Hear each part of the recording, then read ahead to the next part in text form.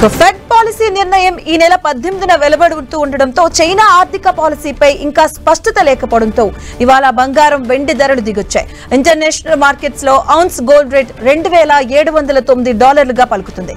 ఇక దేశీయ మార్కెట్లో దాదాపు వారం రోజుల తర్వాత దిగొచ్చిన బంగారం ఇవాళ గోల్డ్ రేట్ $600 తగ్గింది. గత 4 రోజుల్లో బంగారం ధర $1,850 పెరగగా ఇవాళ హైదరాబాద్ లో ప్యూర్ గోల్డ్ 10 గ్రామ్స్ $78,870గా ఉంది. ఇక ఆర్నమెంట్ గోల్డ్ 22 క్యారెట్స్ ధర 10 గ్రామ్స్ $72,300గా పలుకుతుంది. ఇక వెండి ధర కూడా ఇవాళ $3,000 తగ్గింది. ఇవాళ హైదరాబాద్ లో కిలో వెండి ధర $1,1000గా ఉంది.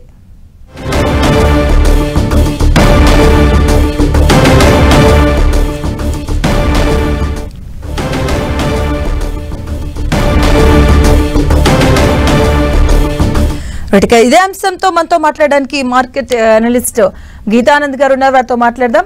గుడ్ మార్నింగ్ అండి. గుడ్ మార్నింగ్ అండి. సో మనం నిన్న మొన్న కూడా మాట్లాడుకుందాం, వరుసగా 10 days లో కూడా పెరుగుతూ వస్తుంది. ఈ రోజు కొంత స్వల్పంగా తగ్గుతుంది. సో మీ వ్యూ ఏంటండి దీనిపైన? మనం చెప్పుకున్నట్టుగా గోల్డ్ ఏంటంటే లాంగ్ టర్మ్ లో మనకి బుల్లిష్ గా ఉన్న, షార్ట్ టర్మ్ లో ఒక రేంజ్ కట్టుబడి ఉంటుంది, లోబడి ఉంటుంది. కొన్ని అప్ అండ్ డౌన్స్ ఫ్లక్చువేషన్స్ ఉంటాయి మార్కెట్ లో. అలాగే షార్ట్ టర్మ్ ర్యాలీస్ మాత్రమే ఉంటాయి కాబట్టి క్విక్ ప్రాఫిట్స్ బుక్ చేసుకోవడానికి అనుకూలంగా ఉంటుంది. ఇవన్నీ కూడా మనం ఇంతకుముందు డిస్కస్ చేసిన పాయింట్స్. సో దానికి తగ్గట్టుగానే మార్కెట్లు ప్రస్తుతానికి ఒక రేంజ్ కి లోబడి ట్రేడ్ అవుతున్నాయని చెప్పొచ్చు. కాబట్టి ఈ రోజు తగ్గిన రేపు మళ్ళీ ఉండేటువంటి అవకాశం ఉంటుంది. సో కంటిన్యూస్ ట్రెండ్ అయితే కొద్ది కాలం పాటు ఉండేటువంటి అవకాశం లేదు.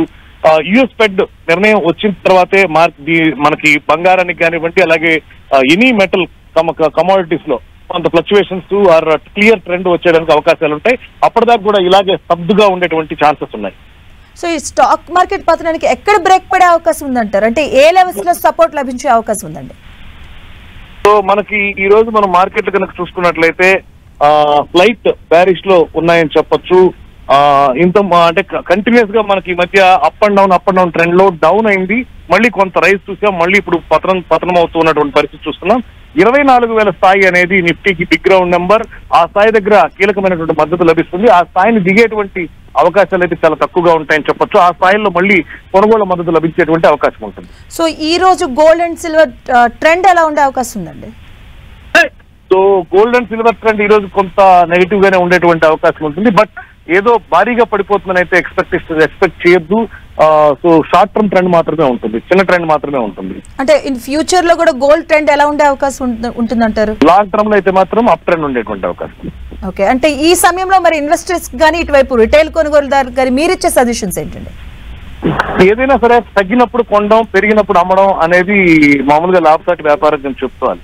అదే ఇప్పుడు గోల్డ్ కైనా మనకు స్టాక్స్ కైనా వర్తిస్తుంది. జనరల్ గా ఏంటంటే ఒకసారి గోల్డ్ కానీ ఇవి కానీ తగ్గుతున్నప్పుడు అంటే ఇంకా తగ్గిపోతున్నానో ఇంకా పడిపోతున్నానో భయంతో కొనుగోలుకు దూరంగా ఉండడం, మళ్ళీ పెరిగాక కొనడం చూడడం, ఇలాంటి వాటిలో ఏంటంటే లాంగ్ టర్మ్ ఇన్వెస్టర్స్ అనేవాళ్ళు కొన్ని ఆపర్చునిటీస్ మిస్ అవుతూ ఉంటారు. ఇప్పుడు జరిగేటువంటి నిఫ్టీలో జరిగినటువంటి స్టాక్ మార్కెట్ లో జరిగినటువంటి కరెక్షన్ కానివ్వండి, అలాగే గోల్డ్ లో జరిగిన కరెక్షన్ కానివ్వండి, ఇవన్నీ ఫర్దర్ గా లాంగ్ ట్రెండ్ కు కొనుగోలుకు మంచి ఆపర్చునిటీ ఇచ్చినట్టు చెప్పుకోవాలి.